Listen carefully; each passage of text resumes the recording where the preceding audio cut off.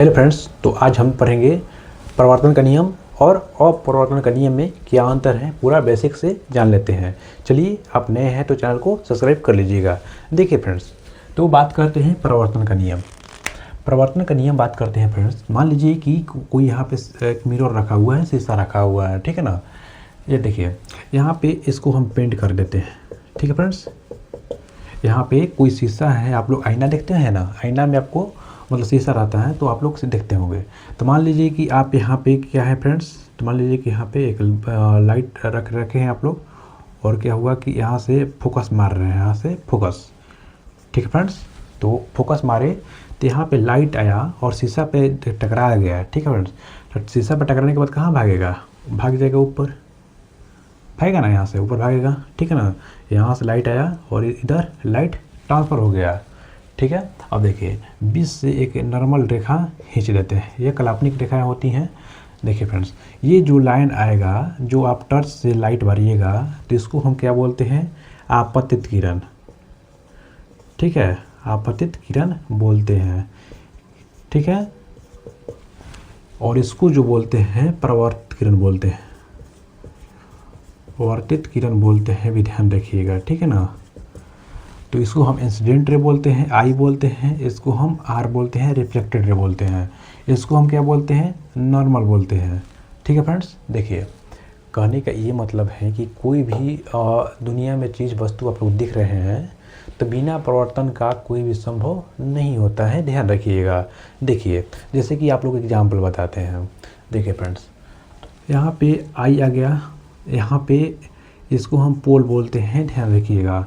तो आप लोग इसको डिफाइन कैसे कीजिएगा, मान लीजिए कि आप लोगों को एग्जाम में 5 नंबर का आ गया, तो कैसे आप लोग डिफाइन कीजिएगा। देखिए फ्रेंड्स, लिखिएगा कि आपतित किरण यानी आई और परावर्तित किरण आर, ठीक है। आप लोग लिख लीजिएगा, आपतित किरण और परावर्तित किरण, और जो ये नॉर्मल, ठीक है, अभिलंब बोलते हैं, क्या बोलते हैं, अभिलंब बोलते हैं, ध्यान रखिएगा, ठीक है। तो अभिलंब, तो lies on the same plane on P, इसका मतलब ये कहने का मतलब है फ्रेंड्स, आप लोगों को जो एग्जाम में क्वेश्चन देखने को मिलेगा तो सीधा सीधे बोलिएगा कि आपतित किरण, अभिलंब और परावर्तित किरण एक ही बिंदु पर मिलान करती हैं। कहाँ मिलान करती हैं, वो पोल पे मिलान करती हैं, यहाँ पे, ठीक है। तो आप लोग इंग्लिश में लिखते होंगे तो आप लोग लिख लीजिएगा कि इंसिडेंट रे, नॉर्मल एंड जो reflected ray lies on the same plane on the mirror, ठीक है ना। यानी आपतित किरण, परावर्तित किरण और अभिलंब एक ही बिंदु पर, एक मिरर के बिंदु पर मिलती हैं, ध्यान रखिएगा, ठीक है। आप लोग एग्जाम में लिख लीजिएगा, ठीक है फ्रेंड्स। देखिए, अब देखिए, यहाँ से मान लीजिए कि कोई यहाँ पे लाइन आया और यहाँ टकरा गया, यहाँ पे 60 डिग्री का एंगल बना, कितना, 60 डिग्री का कोण बनाता है। जब यहाँ से टकरा करके भागेगा तो ये कितना डिग्री पर भागेगा, तो ये भी 60 डिग्री पर भागता है, ध्यान रखिएगा, ठीक है फ्रेंड्स। देखिए, तो आप लोग तो ये समझ लिए हैं क्या होता है प्रवर्तन का नियम। अब समझते हैं अपवर्तन का नियम यानी रिफ्लेक्शन लॉ, ठीक है ना। चलिए देखिए फ्रेंड्स, इसको समझने के लिए कुछ एक बार जान लीजिए कि अपवर्तनांक क्या होता है।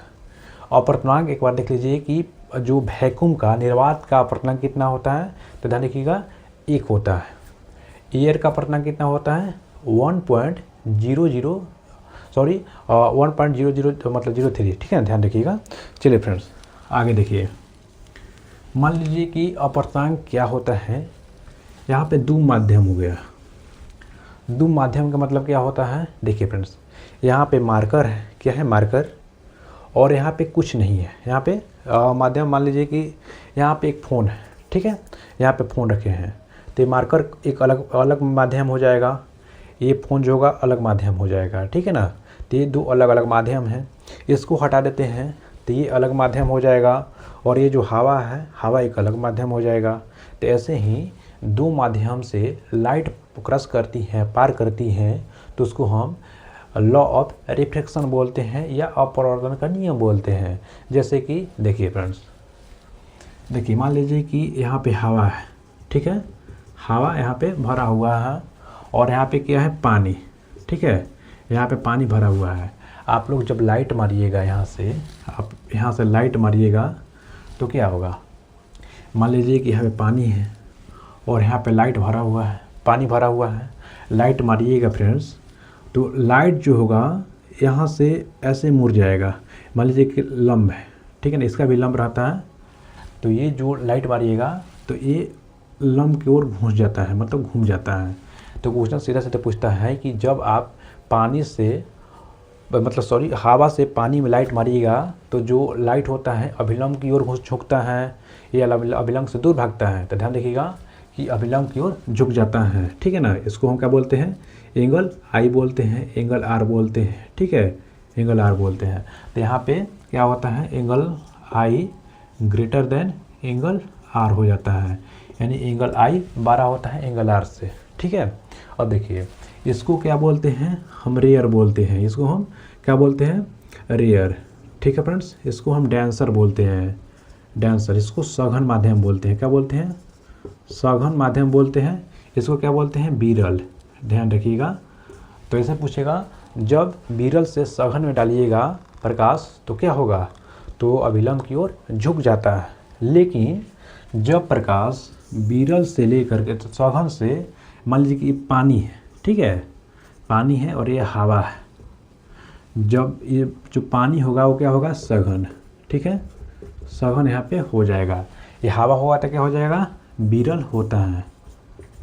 जब सघन से विरल में जब लाइट आएगा तो क्या हो जाएगा, ये अभिलंब से दूर भाग जाता है, ध्यान रखिएगा, ठीक है ना, अभिलंब से दूर भाग जाता है। तो यहाँ पे एंगल आई, एंगल आर, तो यहाँ पे एंगल आई छोटा हो जाता है, एंगल आर 12 हो जाता है, ध्यान रखिएगा, ठीक है। इसको क्या बोलते हैं, परावर्तन का नियम बोलते हैं, ठीक है फ्रेंड्स। जैसे कि एग्जाम्पल लिखना चाहता है लिख लीजिए। जैसे कि आप लोग यहाँ पे एक बाल्टी है, ठीक है, और बाल्टी में क्या है, पानी है। यहाँ पे एक छड़ डालिएगा तो छड़ ऐसे झुक जाता है, लगता है कि टूट गया है छड़वा, क्या है, मुड़ गया है। तो क्यों, तो परिवर्तन के कारण मतलब कि अपवर्तन के कारण। आप लोग एक बाल्टी में सिक्का रखिएगा तो सिक्का उठा हुआ दिखाई देता है, क्यों, क्योंकि अपवर्तन के कारण, ठीक है। ठीक है फ्रेंड्स, तो आप लोग वीडियो अच्छा लगे तो लाइक कीजिएगा और चैनल पर नए हैं तो सब्सक्राइब कर लीजिएगा। मिलते हैं नेक्स्ट वीडियो में, तब तक के लिए जय हिंद जय भारत।